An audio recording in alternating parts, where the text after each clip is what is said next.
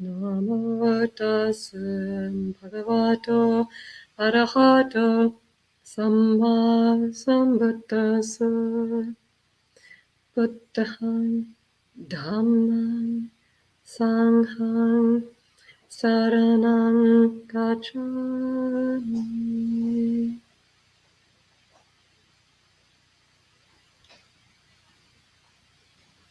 So when you're giving a gift of service, to whom might one give service? The scriptures frequently mention giving service to your mother and father, and that's an important topic. I'm not going to go into that per se much here, but that's certainly in a very important category. You could do service to the Sangha, elders in your family, including your parents, your spouse, your dependents, maybe your extended family. You might do acts of service for friends, for your pets, for the community. So acts of service for wildlife. And you can think of examples for all of these. In my own life, I can think of acts of service in all of these. There's tremendous benefit in service, and there are some downsides. The immediate benefits are pretty obvious to the recipient. You know, they get some kind of needs met. A little less obvious are some other benefits that the recipient gets. Just the rejoicing in being met by a world that's kind and generous to them due to your actions. They get to enjoy a sense of gratitude. They get to feel like they're part of this world. They're not abandoned or neglected. For some folks, the service that someone else renders to them could be part of their identity. And again, that's for better or worse. All of these could go most of these could go either direction. But like, you know, the fact that you did some service for someone in your family can reinforce their sense of family identity. Or sense of someone in your shared housing would reinforce that sense of, yeah, we're in this together. Or doing some service in your neighborhood could reinforce a sense of, neighborhood identity or the value that you have for each other. So you could be reinforcing that kind of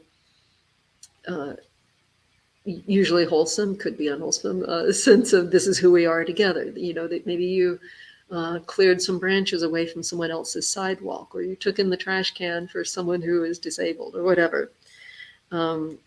I just by coincidence am naming things that I have very typically done myself.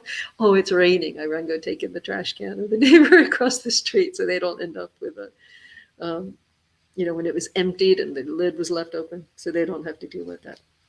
So those are some of the benefits to them. What are the benefits to you when you do an act of service to any of these people of all these various relationships to you? You are acting on a kind of a selflessness.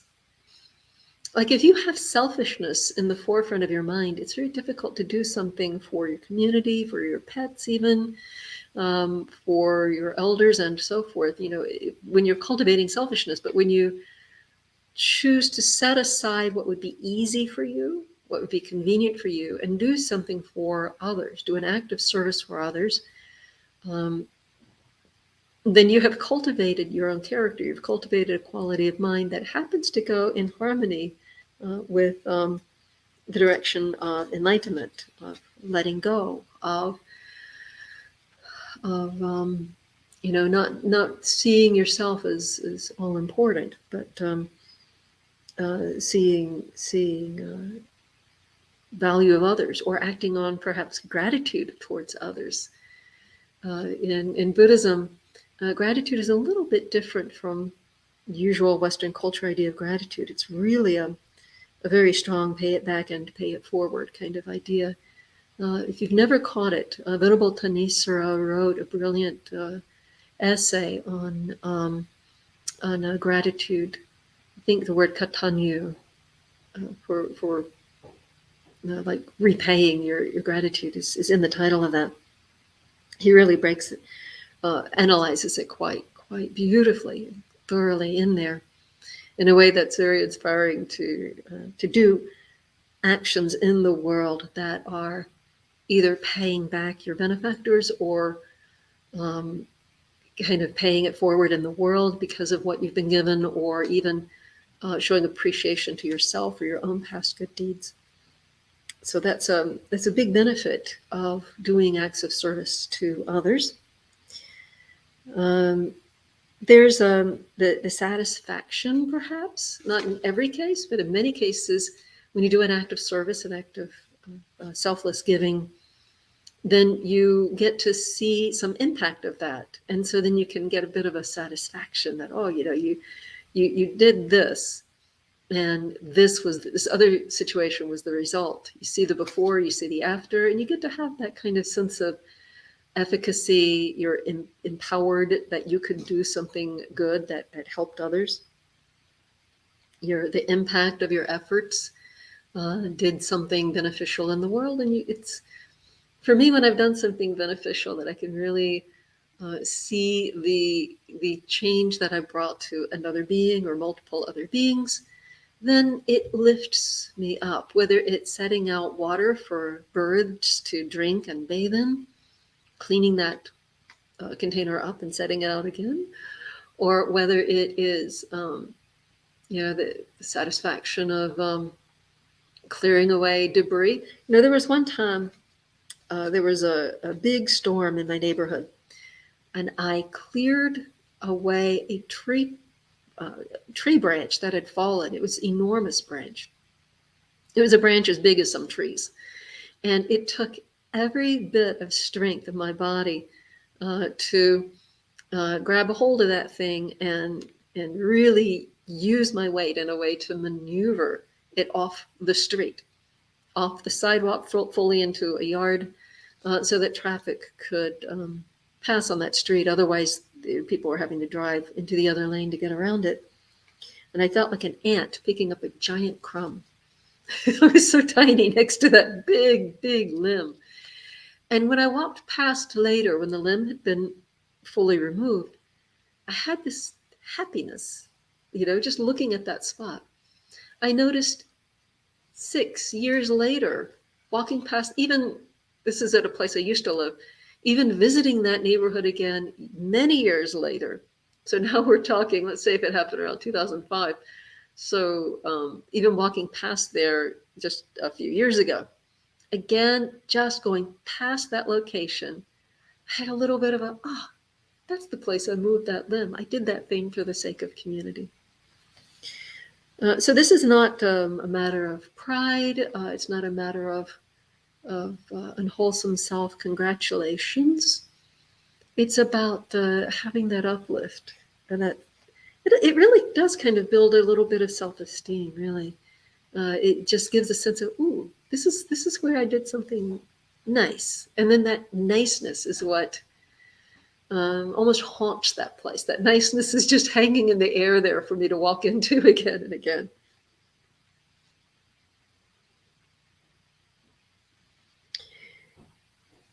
When one is doing an act of service, you get good karma.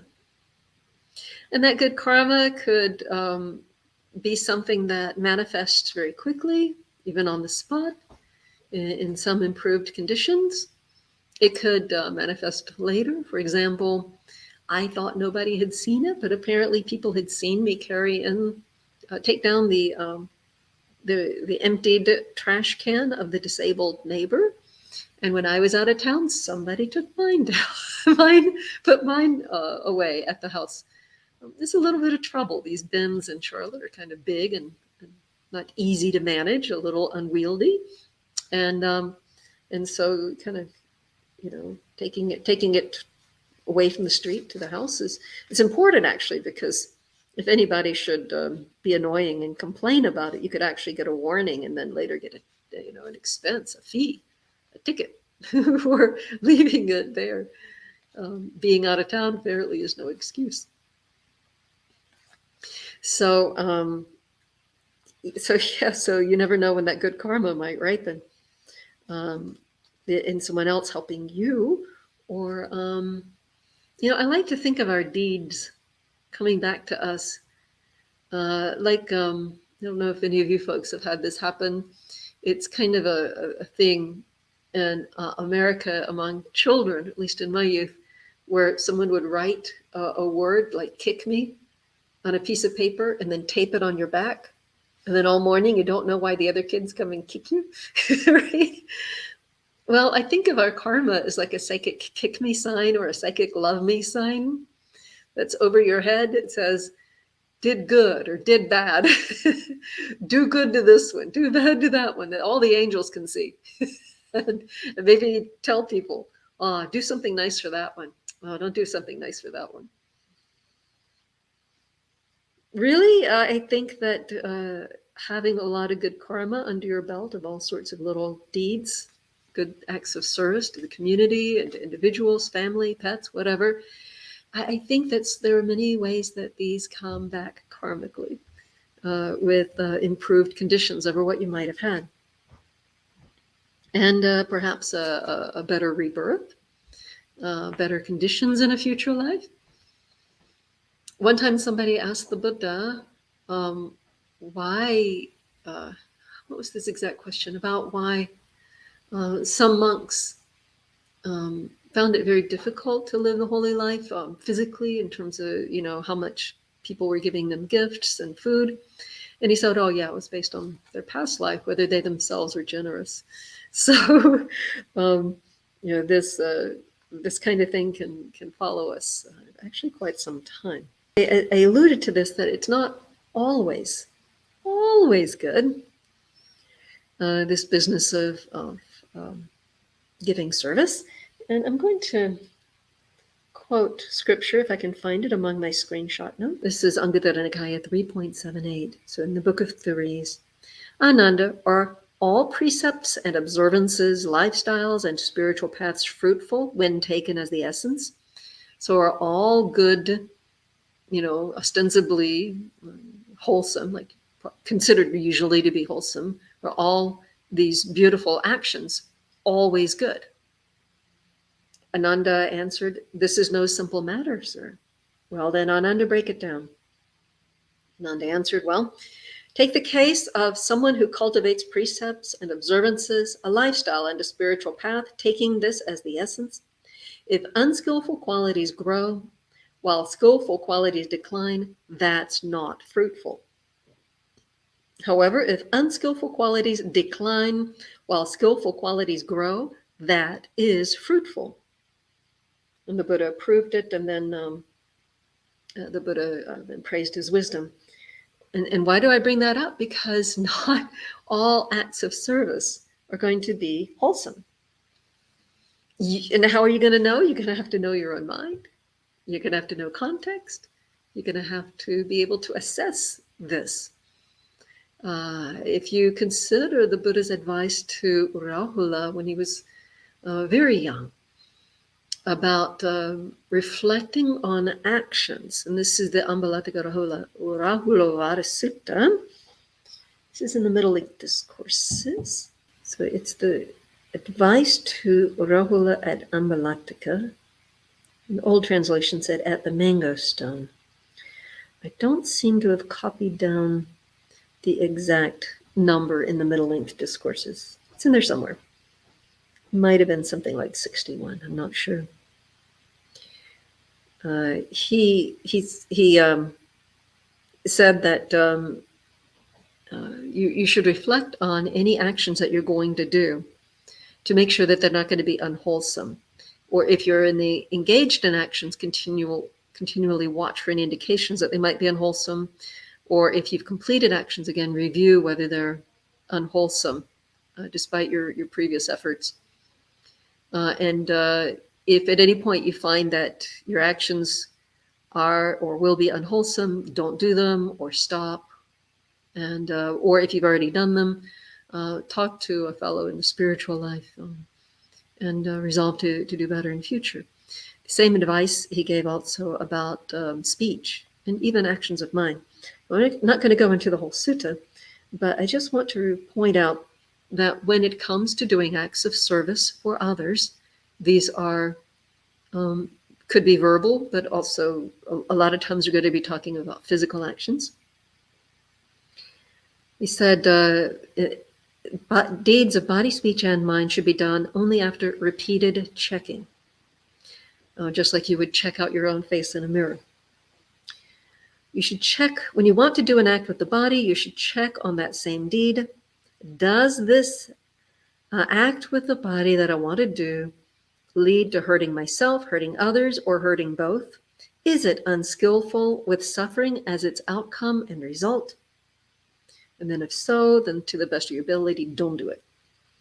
But if you find that it's not hurting in any way, it's skillful with happiness as its outcome and result, then, he said, you should do such a deed. So again, then when you're in the middle of doing it, you keep looking for input as to whether really is it a good idea, really is it wholesome, really is it causing harm, or is it really harmless and helpful? And if it turns out that it was not a good idea, again, you should talk to somebody about it and restrain in future. If it turns out that this act with the body that I have done did not lead to hurting myself, hurting others, or hurting both, it is skillful with happiness as its outcome and result, then Rahula, you should live in rapture and joy because of this, training day and night in skillful qualities. And then again, the same thing about speech. Reflect before, during, after, to stop yourself at any point if you decide it might be unwholesome, hurtful, or to continue as long as it seems like it's not going to hurt you or others. And again, reflect on it later. He pointed out, and then again, this other bit about mind, and at the end of that sutta, he went on to say that anybody who has, here's the quote, all the ascetics and Brahmins, so all the spiritual people of the past, future, and present, who purify their physical, verbal, and mental actions, do so in this way after repeatedly checking. So Rahula, you should train yourself like this. I will purify my physical, verbal, and mental actions after repeatedly checking.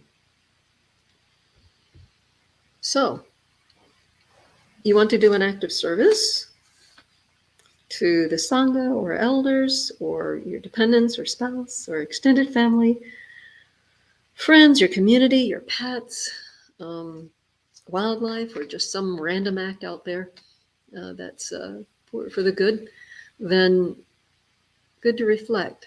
Have this circumspection, have this discretion. Don't get some kind of rule in your head that doing this thing is always good.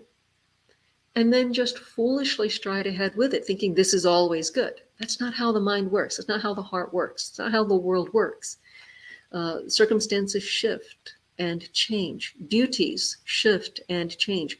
Your ability to do something shifts and changes. Another person's needs or what brings them well-being shift and change as well. There are a lot of moving parts in this life. Every little action is filled with many, many moving parts. So we want to bring wisdom to all of our efforts. And, when you've completed some kind of well-intended act of service, it could be pretty painful if it wasn't received the way you had intended, if it's not received well, if it was taken as an insult, if it was taken as an act of treachery disguised as a good deed that you really were doing. That would hurt. It'd be very disappointing. You could even end up kind of bitter about that. So it'd be very, very good to be highly skilled with this business of repeated reflecting, to make sure that we're developing our wisdom in the process of all of these things that we're doing. I found that, when we're talking about the middle path of the Buddha, the image of the middle path, for a long time, it really just, I had trouble with it as a kind of a metaphor. Like, in the middle of what? like I just couldn't quite visualize it. And in the Dhammacakkappavattana Sutta, where the Buddha introduced this idea in his first sermon of that middle way, he gave two extremes of plunging into the sense pleasures or self-abuse, self-mortification. So you have these two extremely wrong paths. And then he gave his eightfold path of living in a way that brings spiritual development as this other option. And how on earth is that in the middle between these? It's not. It's not a middle. So where is it? Well, think of a triangle instead and put the Buddha's middle way up here. Like you have the wrong way in one direction, the wrong way in another. And then if you have like the top of a triangle as the middle way, that is the way that's none of the above, the way that's the alternative to ways that you know are not good, then that works for me visually. And I found it works with a lot of things, all kinds of spiritual ideas, such as, let's say, you know that pride isn't good. You know that humiliation isn't good. Well, humbleness is that third option that would be above the other two. You see how that kind of triangle of image might work? There's another one would be attachment, aversion or indifference. And then just loving kindness is an option that doesn't hit any of those the wrong points. So it's another top of the triangle. Well, okay, so here we go with this one. If these acts of service, you have on the one hand giving out of a sense of obligation, giving out of a sense of kind of like a bitter giving where you kind of feel I have to do it, a giving of service that you're hating doing it. That's on one end. On the other end is not giving at all, doing no service whatsoever. I'll give you an example. I know a guy, and bless his heart, he's really trying to do spiritual development, but one time he confided to me that he was headed into into a gas station to pay for his gas, and there was a man on the ground who cried out that he'd been shot. And this friend of mine, he just walked over him and kept going because he didn't want to be bothered with some guy claiming to be shot. And claiming to be shot might be shocking to people in this location. I'm sitting here in Germany, but you know, my part of town, happens. Happens. He walked over him. He felt a little bad about it later, and I said, you should feel bad. That's terrible. Okay, so I'm doing nothing, no service, doing service begrudgingly. And then there's doing service that brings uplift, joy, happiness. So that would be the top of the triangle for that, for those two extremes of not doing or doing in a way that's sort of burned out and begrudging. Sometimes people may be hesitant to do an act of service because they're trying to maintain something called boundaries. And I've heard a lot about boundaries, and I've learned a lot about boundaries myself and found them this idea out of psychology to be very beneficial. I think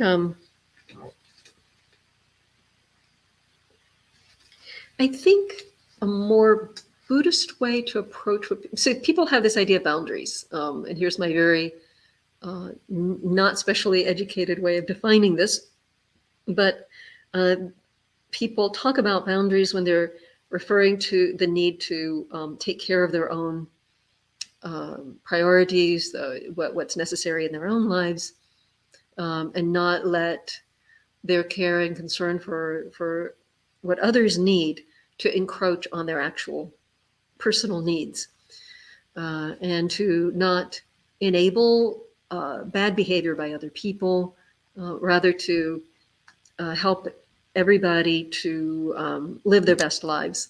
So sometimes when you do service for another person who doesn't really need it or is seeking it for unwholesome reasons, you can end up with some very tangled, difficult situations. That's why there's an old American, I believe it's an American saying that good fences make good neighbors. Like we have to have some kind of fence between oneself and others, or you can just have this kind of amorphous sense of this is what I need, this is what you need. Your needs are a little heavier than mine, so my needs should give way to your needs. And there can be a bit of a, again, modern psychology words, you can end up with a kind of a codependency where you're not able to see clearly. You can get wrapped up in some delusion about what is appropriate to be done. So I would like to propose another way of looking at what people nowadays call boundaries as simply the idea that one should act if and only if the results are wholesome. So going back to that scripture I quoted, the Buddha's advice to Rahula, the Ambalataka Rahulavada Sutta, only act if it's wholesome. If we maintain that as our priority, that we are not going to do any action of body or speech, and again of mind, but particularly in terms of acts of service, we're not going to do any actions of body or speech, any acts of service, unless the results are wholesome. Then I think we will be automatically fulfilling the concerns that are met with these ideas about boundaries. Doing service for others it's a kind of a subcategory of generosity, in my opinion. Now, I looked in scripture trying to find exactly what Pali word is there for acts of service.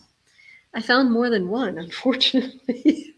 I thought I could find the one word that refers to service, but there was a word for duties, there was a word for service to family and others, and one of the main words I found was, so here we see mata pitu upattahanan, and upattahana means going near. This is the automatic lookup on Sutta Central.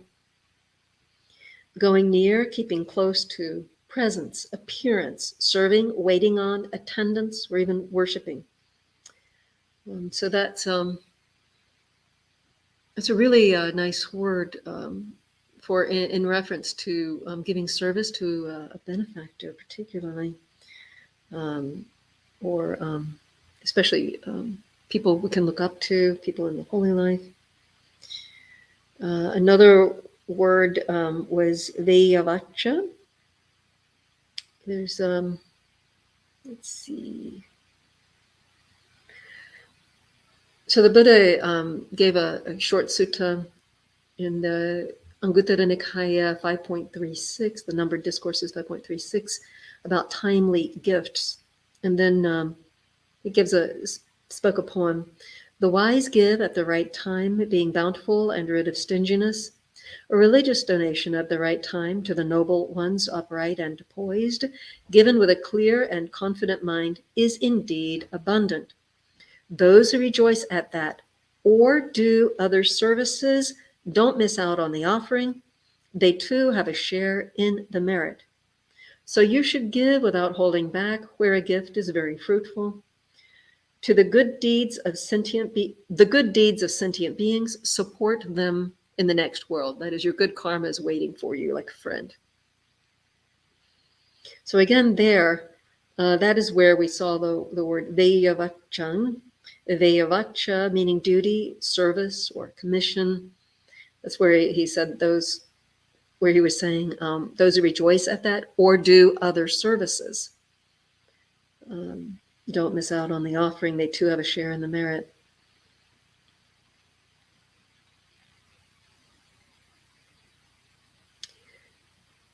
There's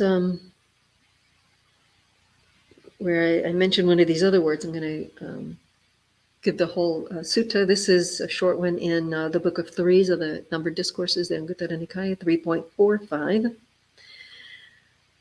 Because there are these three things prescribed by the wise, prescribed by good people. And by the way, that was Pandita Panyatani, Sapurisa Panyataniti. So the Panditas and the Sapurisas, so they're truly wise, they're truly profoundly great people. What 3? Giving is prescribed by the wise, prescribed by the good people. 2, the going forth is prescribed by the wise, prescribed by good people. 3, attending upon one's mother and father is prescribed by the wise, prescribed by good people. These 3 things are prescribed by the wise, prescribed by good people. And then his poem, good people prescribe giving, harmlessness, self-control, and self-taming, caring for mother and father, and peaceful spiritual practitioners. Or different translations, service to one's mother and father and to the peaceful followers of the spiritual life. These are the deeds of the good which the wise person should pursue. The noble one, possessed of vision, goes to an auspicious world. So again, that was where we found the word upatana or upatana, going near, keeping close to, presence, appearance, serving, waiting on, attendance, or even worshiping of mother and father and of peaceful spiritual practitioners. So when people bring donations to the my vihara or someplace that I'm visiting or whatever, they bring food or other necessities. I often talk about the power of their generosity, the power of their giving, how that what they're putting out there in the universe is for their own benefit. I go into detail about that. And I used to really kind of specially focus on the goodness of cutting off one's own clinging to the material possessions, and how that kind of letting go is so necessary and important on the spiritual path. You can see directly in the Four Noble Truths the importance of that.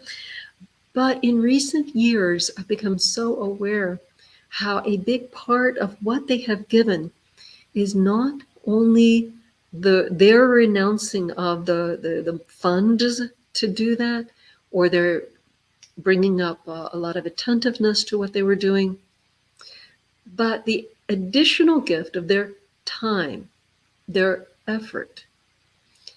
People's focus is incredibly scattered in a way that's exhausting. If only they have an internet connection, they have a whole world of possibilities to explore for pleasure, for education, for fun, for some kind of connecting. And that's just sitting right there in their house. There's the world of things right there in front of them, distracting them. Or going out into their city. There are endless distractions, opportunities of entertainment, and then so many other things they could be doing. They could be dining, they could be hanging out with friends, they could be seeing relatives, they could be doing work at their job, they could be doing other tasks so that they have freedom of time to go play and have fun. All kinds of ways of getting exercise and moving the body and just having some kind of pleasant experience or excitement. It's endless. This, I think most of our ancestors throughout most of the time spent an awful lot of their energies just trying to survive. Now we spend an awful lot of our energy trying to figure out how to do this life, because there's just so many endless possibilities every minute. I don't know about here in Germany, but if you just try to buy toothpaste in the States, you have 2 aisles of things to look through to decide. Fluoride, non-fluoride, mint, cinnamon, expensive, cheap, big, small. You might easily have 200 different types of toothpaste right there that you got to sort through. What takes your time and your attention is your time and your attention is worth gold.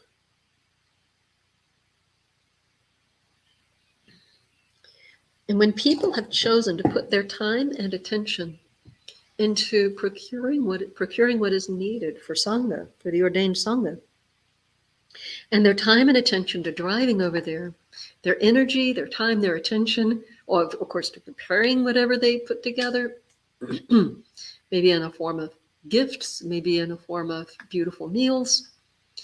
I sometimes am moved almost to tears at the beauty with which people attend to the giving that they do to Sangha.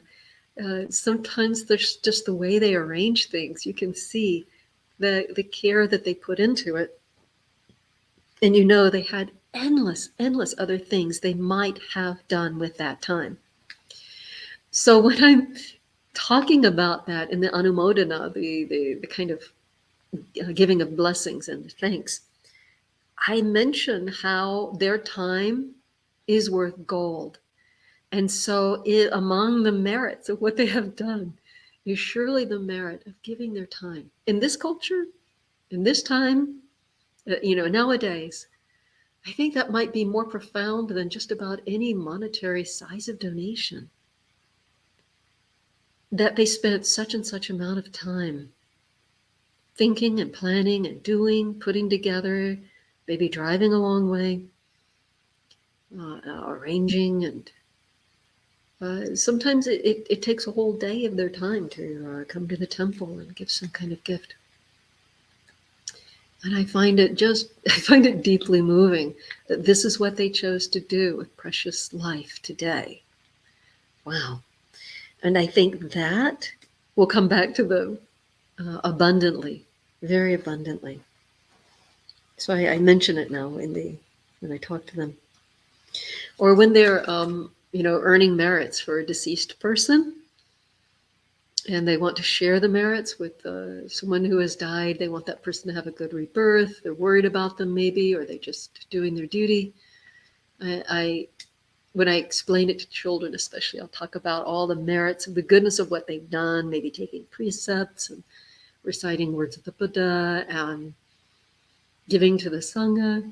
And I say it's like a pile of gold right here in the middle of the room. We're going to try to give to this person who has departed. I mention as part of that pile of treasure that we're giving to the deceased person, their efforts, their energy, their time has to be worth a lot. The service that they have done in the name of their deceased relative and for the Sangha. So then we, say the recitation of giving over all of those merits to the deceased person, and in hopes of giving them a more beautiful state.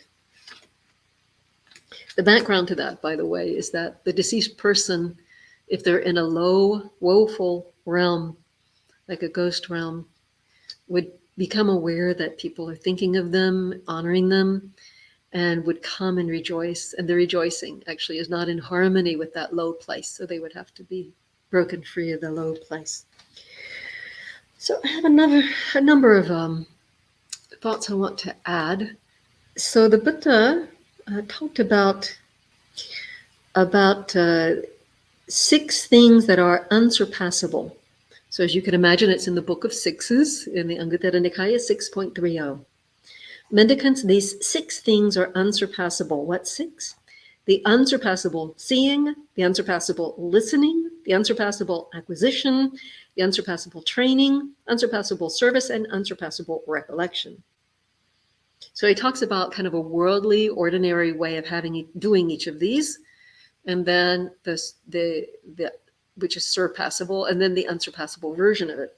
So what is the unsurpassable service? Some people serve an aristocrat, a Brahmin, a householder, or a diverse spectrum of people, or they serve ascetics and Brahmins of wrong view and wrong practice. There is such service. I don't deny it.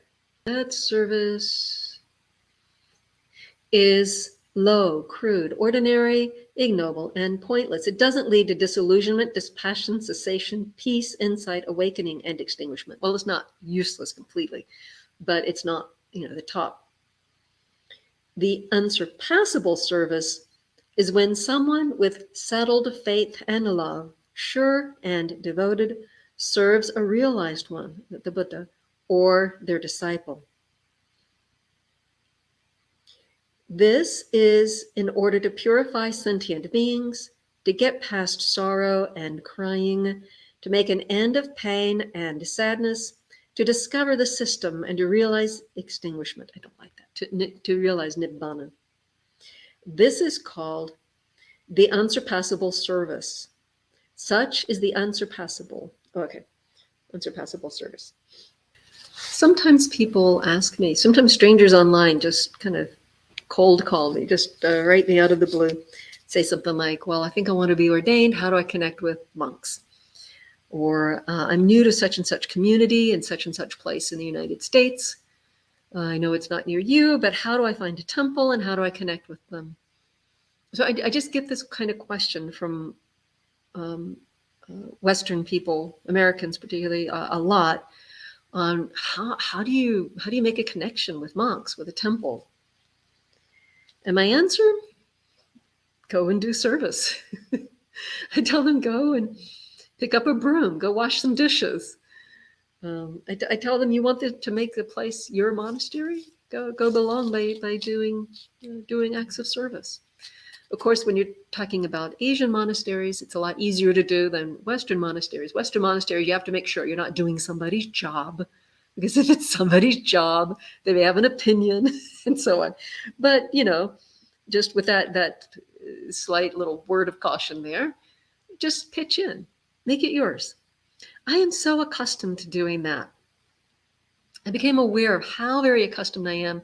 Wherever I go, the place is my monastery. And, if there's trash, you pick it up. If there's a chair set at a strange angle, you straighten it. If there's water spilled, you wipe it up. Like you make it your monastery anywhere you go.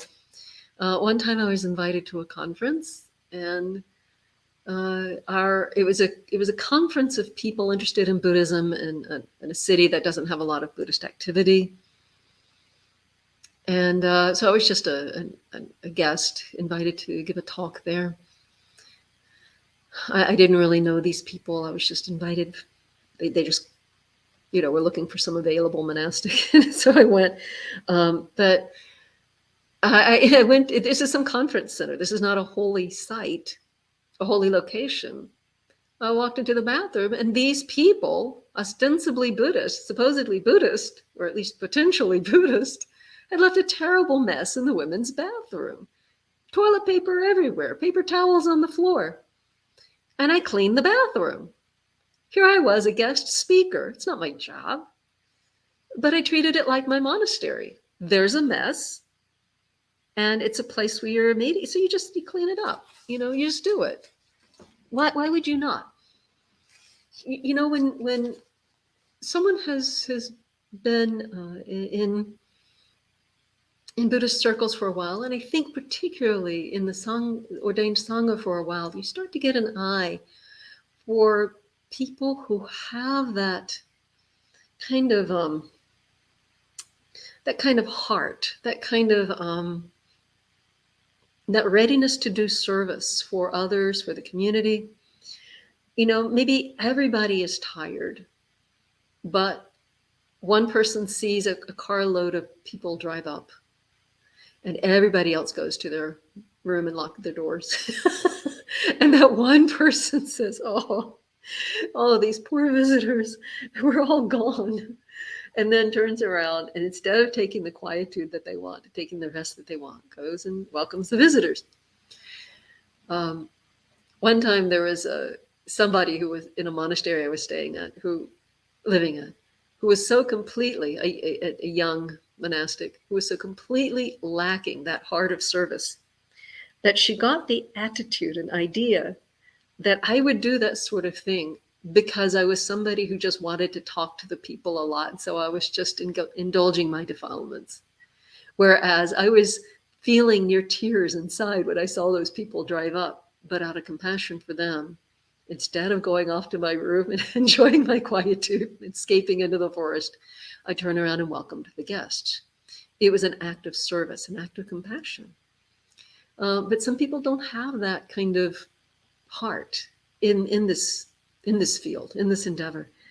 And Can't even imagine it, much less give that kind of act of service.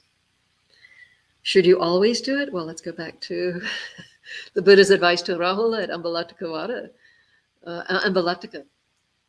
Does it bring up wholesome states or unwholesome states? If you're starting to burn out, stop. Stop, full stop. You have to know your own limit. But it's a balance. It's a balance. It's good to have a heart of service. It's good to have that compassion. And good to know the limits. I don't want to give any kind of extreme idea on any side of trying to give the caveats in every direction. But you really can see that some people are fed somewhere in their heart with service to others. And some people, like my poor, that hapless friend of mine who stepped over a man who'd been shot and was dying and did nothing to help him, didn't call for help, didn't help him himself, just kept going because it wasn't his problem. Some people just don't have it. So I think he was the one who talked about washing Ajahn Chah's toe. Anybody know that story? So he thought it was just, I think it was him. It could have been Jack Cornfield now. I don't remember for sure. But there was a Western student of a great elder master, I believe Ajahn Chah, who was kind of disgusted the way the monks would swarm the elder and try to wash his feet. And finally, one day he decided to give in and give it a try. And he managed to get a whole toe because there was a tremendous physical competition of the monks. Monks rushing in, trying to wash the elder's feet. And he got one toe and he got to wash that one toe. And he was uplifted. He was in bliss after getting to wash the elder's toe. And then he got it. There's something to this. There really is something to this business of service. Another account that he gave that further sensitized me to this topic was that he mentioned about how he was living in Thailand. He was a young monk, and somehow it became his job to deal with passports for the other monks in that community. So the foreign monks coming and going had a lot of passport problems, and he was the one who would go to Bangkok and sort it out. So while the others were getting to meditate peacefully for months in the forest, he's stuck in an office doing this paperwork. And he was really unhappy about this. But when they all had an opportunity to meditate, his meditation went deep immediately while the others still struggled. So he asked the teacher, why did that happen? The teacher said, because you're doing service to Sangha. Because you're doing the service to Sangha, then when it's time for you to meditate, you go deep. The others were not. They were just focusing on their meditation all the time. And so that service for Sangha is incredibly powerful. It's not to be underestimated. It's a whole other thing. I'll give a personal example. There was one time I was living a bit too isolated, and I was starting to think of disrobing. And then a friend asked me to host the recitation of the Patimokkha. It would turn out to be the first recitation of the Patimokkha that we're aware of outside of Asia for the Bhikkhunis, Theravada Bhikkhunis. And so that was at my place, and organizing it, that service to the Sangha was so uplifting, and I felt so connected with everybody that my heart was full. And then those thoughts of quitting just seemed like a distant, foolish past idea. It was just gone because I did all of that service, reaching out to them, connecting with them. And then I felt arm in arm with my sisters, even though they were at a distance. So I remember those things, that kind of thing is so important for me, for my life. I get a lot of joy out of serving the lay people, particularly serving by counseling and teaching the Dhamma. I don't even know how somebody does the spiritual life if they don't get to teach and counsel, because it gives me so much joy, so much uplift. It kind of where things might be, it's like the grease in the joint of a machine. It keeps things running smoothly for me to have that uplift, to get to do that. I think I'm just going to give one more thought, and then I'm going to read the scripture and be done in 2 minutes. This is a little oddball act of service that I'm going to mention for your amusement and reflection. I don't know where it's found. If someone knows, you can put it in the chat.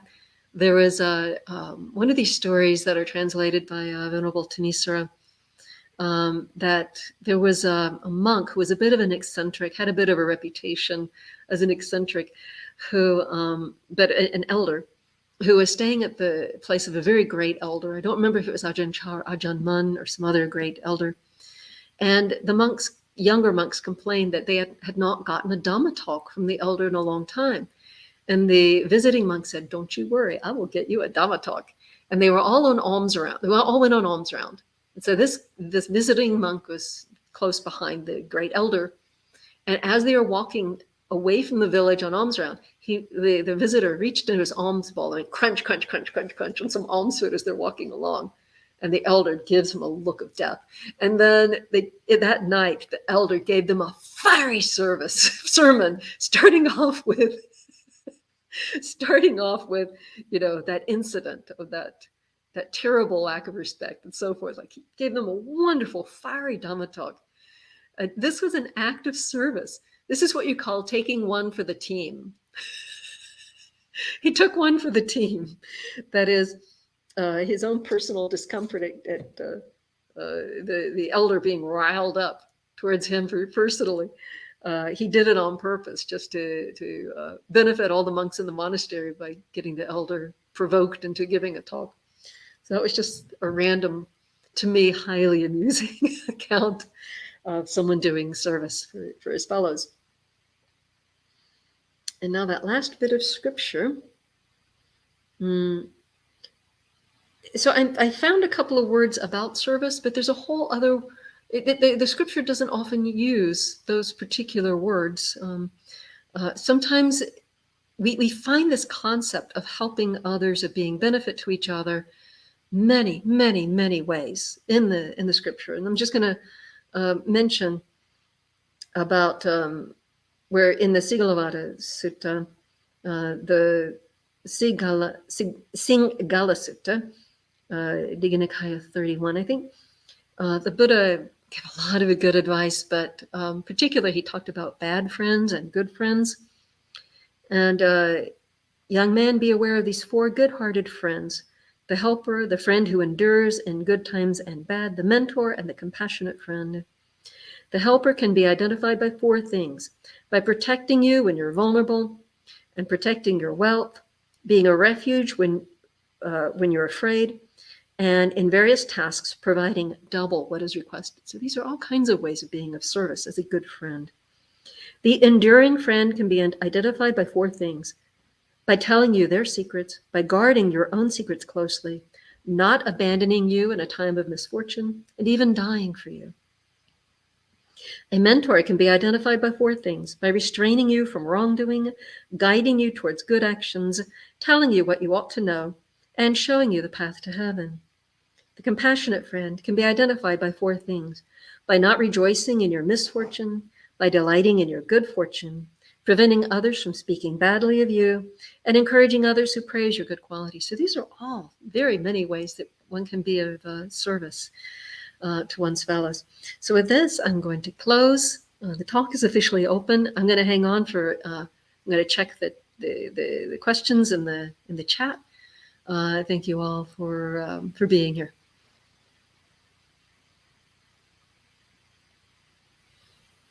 If I feel like I've been in service for most of my life and enjoyed it, what do you do to remind yourself when you burn out and your ego says, "What about me?" I think I probably addressed that in talking about wholesome states versus unwholesome states. Look for ways of being of service that feed your heart and that are that you find very beautiful. It's like if you were weightlifting and you lifted some weight that was too much and you strained your muscle, you must not use that particular muscle. So be careful in your giving and in your acts of service that you're not touching that area that's so hurt and burned out, but rather that you find other ways that are still very wholesome and uplifting for you. I forgot one of the most important statements in the whole set of my notes, which was one of the benefits of being of service is that the joy and uplift that you get from it leading to samadhi. Like, how could I miss that in my notes? To peace, to tranquility, even deeper meditation. My goodness, I missed that. Okay, let's see. Okay, are we done? Yes. All right. Thank you all for being here.